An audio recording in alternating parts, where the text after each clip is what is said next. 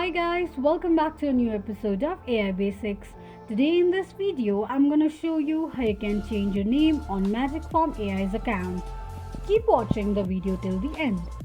To change your name on Magicform AI's account, firstly go ahead and open up your Google search. On the search box at the top, type in platform.magicform.ai and make a search. Log into your account if you are not logged in and it will take you to the home page of Magicform AI's account. Tap on Settings at the bottom left corner of the screen.